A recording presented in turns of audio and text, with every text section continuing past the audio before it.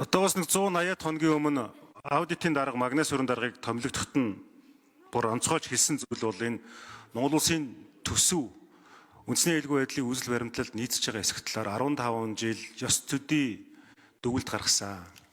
Энэ дээр наривчсан зохицуулт шалгуур үзүүлэлтийг нь тодорхой болгох дээр ажил хиймээр байна гэж хэлжсэн. За гэсэн. Дараа 8 сарын 28-ны өдөр асуулга явуулсан. Энэ дээр ерөөсөө ингэ шийдвэр гарахгүй гад. Тэр энэ Монгол улсын төсвийн ирэмбийг зөв томьёолох, Монгол хүний амьд явах эрүүл аюулгүй орчинд амьдрах эрх цаашлаад Монгол улсын хөгжил дэвшилтэй холбоотой асуудал дээр төсөв сэтгэлийн хөдлөлд автсан улс төрсөн байж болохгүй байх. Түүнийг нь хангах гол зүйл бол энэ шалгуур үзүүлэлт юм байна. Энэ ажил нь яагаад явагдсан уу? Энэ одоо төсвүүдээр хийгдсэн үү гэдгийг хариулмаар байна. Нэг, хоёрдугаарт ажлын хэсгийн даргаас төсвийн байнгын орон даргаас сухад энэ урсгал зардлыг 6-аас 12.8% бууруулад тэгээд энэ тоног төхөөрөмжийн зардлыг 50% бууруулад гээд ингэхдээ бол баг шимж эмнэлгийн байгууллагын ажиллагч төрийн өмчийн эрдэм шилгэний хүрээлэнгийн ажилтны цалин ахмад насны болон халамжийн тэтгэврийг инфляцийн түвшинтэй уялдуулан нэмэхтэй холбоотой асуудал байна. Тэр одоо ер нь ингээд онцгойгийнхэн ч гэдэг юм уу, ер нь ингээд бос албан хаагч нар бас л тэгэл дотроо бодож байгаа шүү дээ. За ажил хайж ижил энэ асуудал явах юм байна гэж.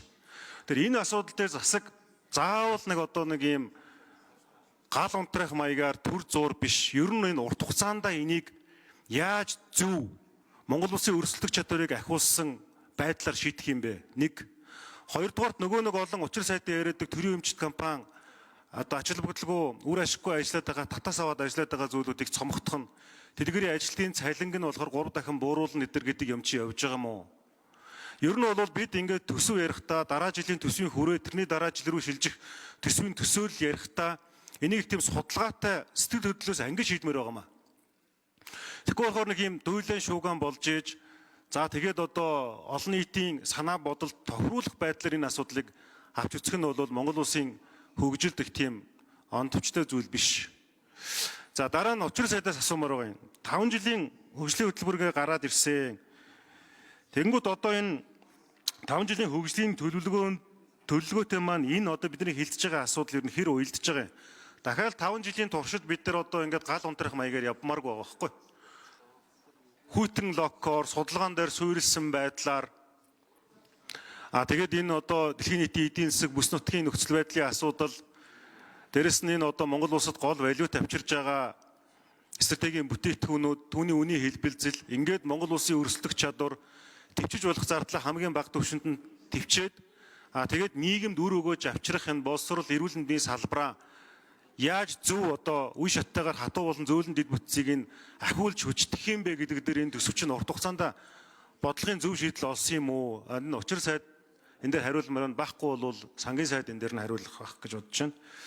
За нэг 40 секунд үлдэж байгаа. Би энд нэг зүйлийг бол хэлмээр санагдаад байна.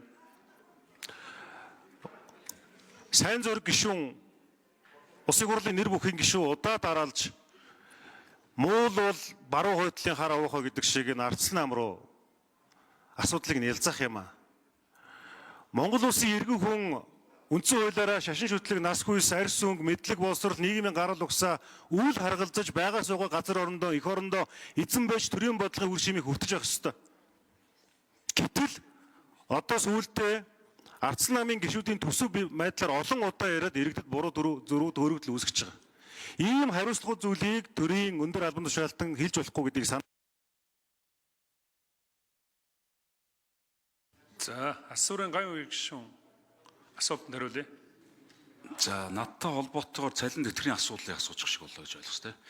Яг энэ ер нь бол бидний төрийн албан хаагчдын цалингийн энэ бүтэц тогтолцоо, энэ урамшууллын систем нь яг тэр нэгдсэн нэг хуулиар явахгүй болвол салбар болон тусдаа хууль яваад за энэ жил одоо яг энэ боловсролын салбараар ямар асуудал үүссэн гэхээр үндсэн цалин 30%, гүйцэтгэлийн нэмэлтүүд нь 70% байгаа байхгүй. За тэгэнгүүт залуу багш нар нөгөө 30%-ийн тэр үндсэн цалин буюу айгүй маш бага хэмжээтэй цалин аваад гэсэн. Тэрнээс үүдэл энэ асуудлууд үүсчихсэн байхгүй. Тэгэхээр бидний уг нь бол одоо энэ цалинтай холбоотой асуудал, тэтгэвртэй холбоотой асуудлууд энийг бид нар хаврын чуулганаар эргэцэн орчныг сайжруулахар бол хаврын чуулгандаа хийгээд за тэгээ жилийн төлөвлөгөөгөө батлаад үүнтэй уялдаж уг нь 9 сарын 1-нд төсөв орж ирмээр байна. Сая бол одоо нөгөө хаврын чуулганаар бидний эрх зүйн орчинтой холбоотой асуудлуудаа шийдэж чадахгүй байсараа л гал салбар дээр галаар авчиж байгаа. Тэгэхээр одоо бол бидний төсвөө баталсныхан дараа эх жилийн одоо хаврын чуулганаар энэ саний ярьж байгаа цалин дэвтэртэй холбоотой асуудлуудыг эрх зүйн орчны шинтгэл хийх ёстой. Яг салбарын хувьд одоо галт хамгаалагч одоо онцгой байдлын яаж цалинжих уу, ямар нэмэгдэл авах уу.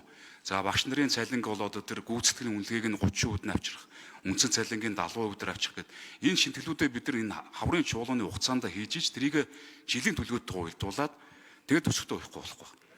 Нэгдүгээр асуулт. Хоёрдугаар асуулт яг энэ төсвийн хууль болон төсвийн дэгийн хууль дээр нэг хоёр том асуудал үүсчихэд байгаа. Ямар асуудал үүсч байна гэхээр одоо хуулийн зөрчилдөө санал хураалт хийгдэж за тэрэн дээр ингээд төсөв тавиад санал хураачдаг. Тэгээд тэр чинь нөгөө яг жишээ бид нар төсөв батлаад явуучвал хэрэгжүүлэхэд маш хүндрэлтэй асуудал үүснэ. Нэгдүгээр асуулт. Тэгэхээр хуулийн зөрчилдөө асуудал дээр санал хураалт хийхгүй байх энэ эрхийг нь хуралдаан даргалагчид өгөхгүй бол бусад хууль дээр болдгийн мөртлөө зөвхөн төсвийн хууль дээр тийм боломж нь байдаг. За дэгийн хууль дээр мөн ялгаа авахгүй байнгын хорон дээр дэмжигдээгүй саналыг чуулган дээр босгох тэр босгыг нь өндөр болгож өгөхгүй бол зарим нэг саналууд бол үндсэндээ Монгол улсын эдийн засгийг сүрүүлэх хэмжээний саналууд хураагдсан шүү дээ. Тэр бол одоо өнөөдөр бодитоор л ярихгүй болохгүй. За тэгээд тэрийг нэг хураал одоо асуудлыг шийдэхээр лааз ярьдаг, хулгайч гэж дууддаг.